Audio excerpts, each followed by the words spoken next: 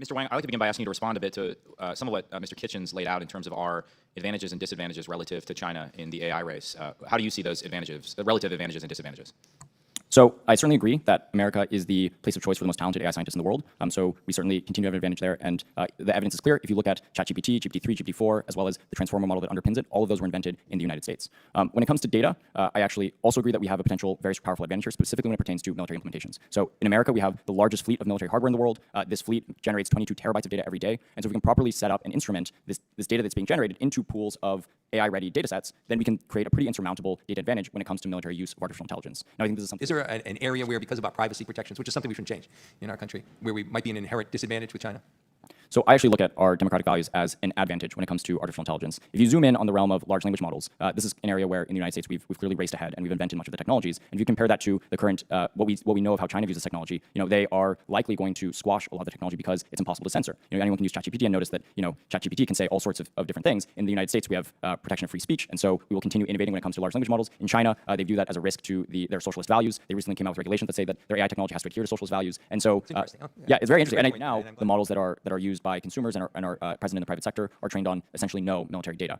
As a result, if you try to apply these without any additional data towards military problems, they would not perform particularly well. So as we look towards applying artificial intelligence to the military, we need to have military AI-ready data sets that are ready for this kind of deployment. When it comes to that kind of data, I think probably today you would say it's a jump ball. I think the PLA is looking deeply at this issue and the DoD is looking deeply at this issue. But we have all of the fundamentals to have an insurmountable advantage because the DoD generates 22 terabytes of data, far more data than PLA generates on a daily basis. So if we can instrument this data into one central repository, we can come out ahead. So there being, and then when Mr. Kitchen's comments, there being a surveillance state of just getting data from all their citizens is not really going to be helpful for the military data sets that are needed to solve military problems. Right? It will be of very limited help, and military data is orders of magnitude more valuable for military problems.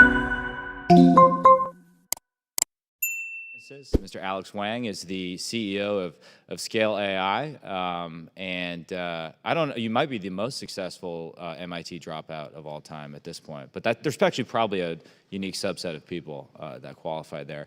Mr. Klein Kitchen. Chairman Gallagher, Ranking Member Khanna, and members of the subcommittee, my name is Alexander Wang, and I'm the founder and CEO of Scale AI. It is an honor to be here today to testify at the dawn of this new era of warfare, one that will be dominated by AI and what the United States must do to win. In 2016, I founded Scale with a mission to accelerate the development of AI. From our earliest days of working with the leading autonomous vehicle programs at General Motors and Toyota, technology companies such as Meta, Microsoft, and OpenAI, and partnerships with the US government, including the US Department of Defense's CDAO, the US Army, and the US Air Force, we've been at the forefront of AI development for more than 7 years. The country that is able to most rapidly and effectively integrate new technology into warfighting wins. If we don't win on AI, we risk ceding global influence, technological leadership, and democracy to strategic adversaries like China. The national security mission is deeply personal for me. I grew up in the shadow of the Los Alamos National Lab. My parents were physicists and worked on the technology that defined the last era of warfare, the atomic bomb. The Chinese Communist Party deeply understands the potential for AI to disrupt warfare and is investing heavily to capitalize on the opportunity. I saw this firsthand 4 years ago when I went on an investor trip to China that was both enlightening and unsettling. China was making rapid progress developing AI technologies like facial recognition and computer vision and using these for domestic surveillance and repression. That same year, President Xi Jinping said, quote, "We must ensure that our country marches in the front ranks where it comes to theoretical research in this important area of AI and occupy the high ground in critical and AI core technologies," end quote. China is investing the full power of its industrial base for AI. This year, they're on track to spend roughly 3 times the US government on AI. The PLA is also heavily investing in AI-enabled autonomous drone swarms, adaptive radar systems, autonomous vehicles, and China has launched over 79 large language models since 2020. AI is China's Apollo project. To lead the world in the development of AI, we must lead the world in the amount of high-quality data powering AI. Scale is firmly committed to doing our part to support the US government and ensure America maintains its strategic advantage. Today, we do so in 3 ways. 1, Scale Data Engine. We annotate and prepare vast troves of data for the US government. 2, Autonomous Mission Systems. We partnered with DIU to develop a data engine that will support the Army's Robotic Combat Vehicle program. 3, we developed Scale Donovan, our AI-powered decision-making platform that rapidly helps the US government make sense of real-world information. The DoD has also taken a number of steps in the right direction, most notably with the launch of the Chief Digital and Artificial Intelligence Office. While this progress is promising, more must be done to achieve AI overmatch. AI overmatch is our 5-pillar plan to maintain the United States' security and technological edge in this new era. First, investment in AI. It is critical to increase America's investment to maintain our leadership. Despite record AI investment in the FY24 president's budget, the US is still spending 3 times less than China. Second, data supremacy. AI systems are only as good as the data they are trained on. The DoD creates more than 22 terabytes of data daily, most of which is wasted. AI warfare requires leading the world in developing AI-ready data. Scale fully supports the CDIO and its legislative mandate to establish a centralized data repository, which will enable the DoD to harness the power of data with AI. Third, testing and evaluation. It is one of the most important ways to ensure that AI models are accurate, reliable, and uphold the DoD's ethical AI principles. The administration has embraced this concept by highlighting Scale's role building an evaluation platform for frontier LLMs at DEF CON. Fourth, Pathfinder projects. Congress should authorize and fund new programs with the mission of developing innovative AI-powered warfighting capabilities. Since Project Maven was started more than 6 years ago, no new AI Pathfinder projects have begun. Fifth, upskilling the workforce. The US should invest in rapidly training the DoD workforce for AI. Scale's already worked on this with the DoD to tackle this challenge head-on. In St. Louis, we established an AI center, which has created more than 300 AI-focused jobs, ranging from entry-level labelers to machine learning engineers with advanced degrees. The race for global AI leadership is well underway, and I could not be more excited to do everything in my power to ensure that the US wins. It is in moments like this that Congress, the DoD, and the tech industry can either rise to the challenge together or stand idle. I've included my further remarks in a written statement to be submitted for the record, and thank you again for the opportunity to be here today. I look forward to your questions. Thank you. Thank you, Mr. Wang. Mr. Wang, I'd like to begin by asking you to respond a bit to some of what Mr. Kitchens laid out in terms of our advantages and disadvantages relative to China in the AI race. How do you see those advantages, relative advantages and disadvantages? So I certainly agree that America is the place of choice for the most talented AI scientists in the world. So we certainly continue to have an advantage there. And the evidence is clear. If you look at ChatGPT, GPT-3, GPT-4, as well as the transformer model that underpins it, all of those were invented in the United States. When it comes to data, I actually also agree that we have a potential very powerful advantage here, specifically when it pertains to military implementations. So in America, we have the largest fleet of military hardware in the world. This fleet generates 22 terabytes of data every day. And so if we can properly set up and instrument this data that's being generated into pools of AI-ready data sets, then we can create a pretty insurmountable data advantage when it comes to military use of artificial intelligence. Now, I think this is something that we need to work together and actually move towards as a country. Today, most of this data goes unused or is wasted in some manner. We need to fix that to create a long-standing and durable advantage in artificial intelligence data. And then when it comes to computational power, NVIDIA, which is the world's leader in chips for artificial intelligence, is an American company. These technologies are innovated and built in America. And so again, there, I think we have an advantage. Thank you. And I mean, you've dealt a lot with the Pentagon. It's a customer of yours. Why is it at present, I know a lot of this is in your written testimony, that it is wasted? What's preventing us from harnessing that data? And I guess more broadly, what's preventing us? Why have we not had new Pathfinder projects since Maven? So data is something that is significantly more valuable with the advent of these artificial intelligence algorithms. So, a very simplistic way to look at AI is that you have these algorithms that analyze troves and troves of high-quality data, identify patterns in those data, and then can emulate those patterns going forward. So we see that with models like ChatGPT, which are able to read troves and troves of language data, things that humans have written over years and years. Then it can emulate how a human might speak in a lot of these instances. So these artificial intelligence algorithms intelligence algorithms have made data significantly more valuable than they have in the past. And so it's a new paradigm that the DoD needs to adapt towards. As we all know, the DoD is a fragmented organization. There's many different constituencies and organizations that each have their own approach to data. And like one of my witnesses mentioned, there's an education process and an upskilling process that needs to happen. Everyone within the DoD needs to understand that data is actually the ammunition in an AI war. And if we have that recognition as an entire department and as a country, I think it becomes very clear for us to take the right actions to actually collect all this data and move forward.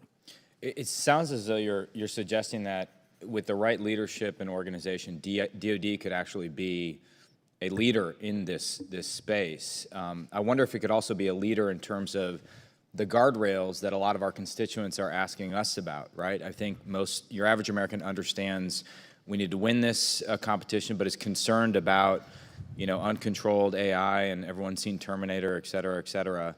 What is your assessment of the DoD's ethical framework? Is that potentially a foundation that could be built upon, expanded to ensure we're on the same page within the Five Eyes Alliance, within the NATO alliance, and then gradually bring more and more people into that sort of free world framework for AI?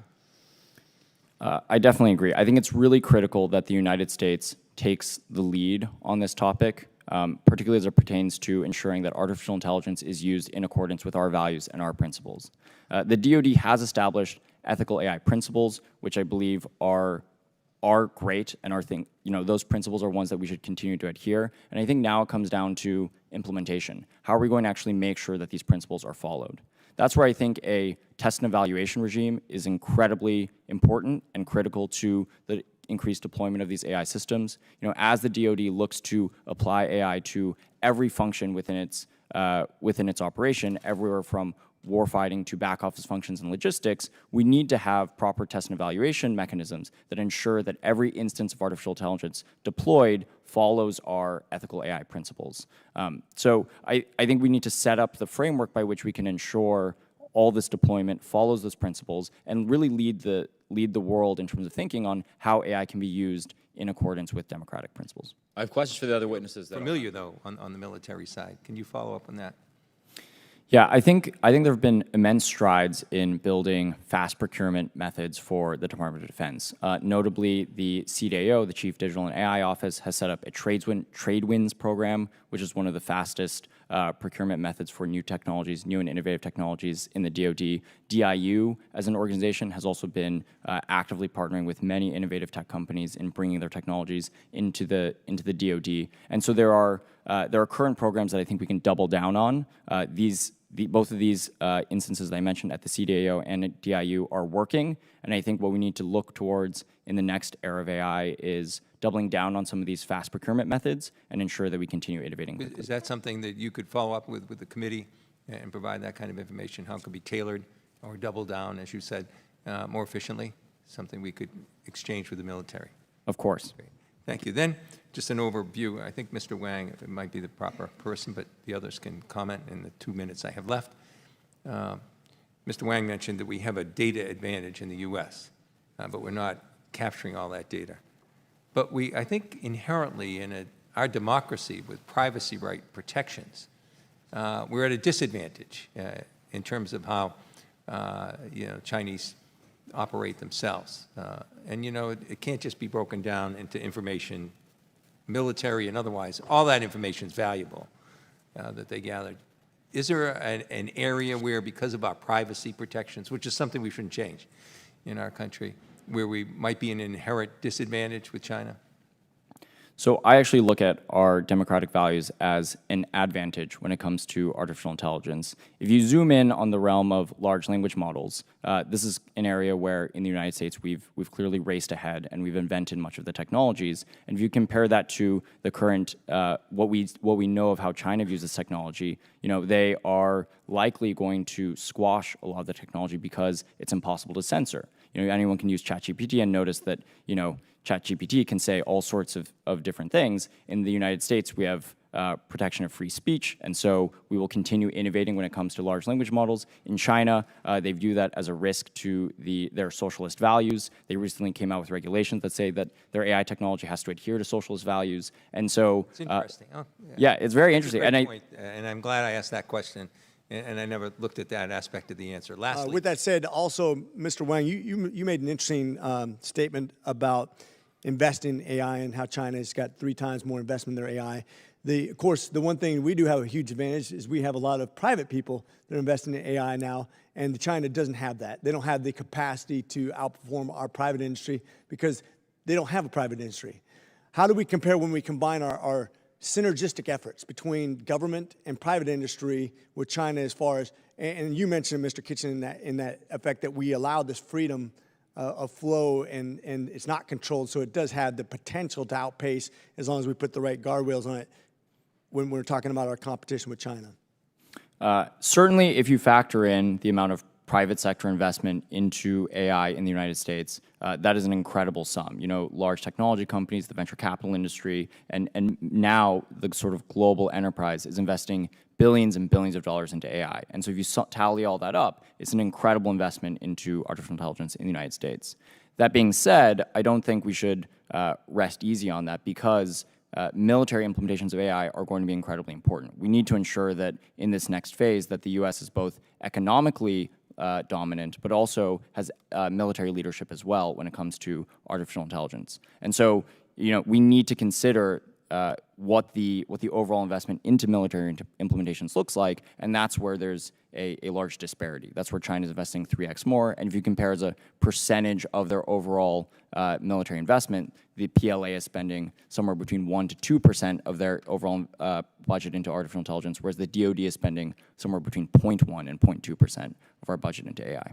That's a good point, and it is interesting to watch these private industries now in the United States pairing with the DoD to develop a lot of this stuff, which is very cool, including yourself.